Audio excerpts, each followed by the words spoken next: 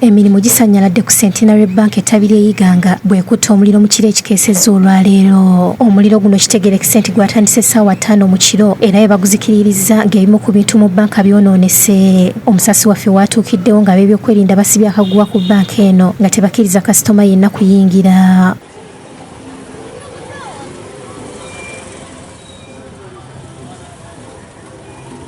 Akulira banka eno James Taliwaku agamba omuliro guno gwandibanga gwavudde ku masannyalaze era nti gwabwatukidde mu kifo we bakolera ku bakasitoma ab'enkizo. Ndowooza amasannyalaze eege mangi gaspakinga akoze omuliro. Kyokka yeebazizza poliisi olw'okutuuka mu budde nesobola okutaakiriza embeera. Damage yaba eri amaanyi good enough. Poliisi yaidde yamba mangu okuzikiza era twesanga nti tosavinze kinene ino ebintu byonna ebintu ebikulu ebya banka byabayeseevi.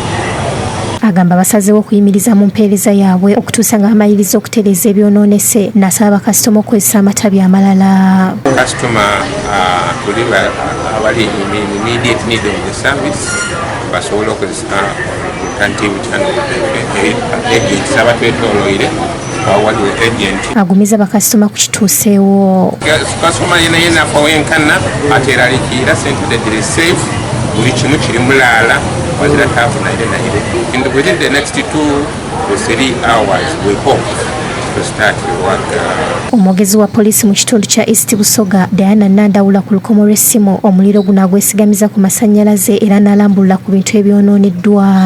Kyetuteebereza ekyavuddeko omuliro guno nti gabadde masannyalaze era twaguzikiriza mangu ng'ebintu ebisinga mu banka tebyakoseddwa naye ng'okwongera okunoonyereza ku nsonga eno ko kujja agenda mu maaso okuzuula ekituufu. Ivan Wachibi yakusakidde eggwire ino Crowdcade TV.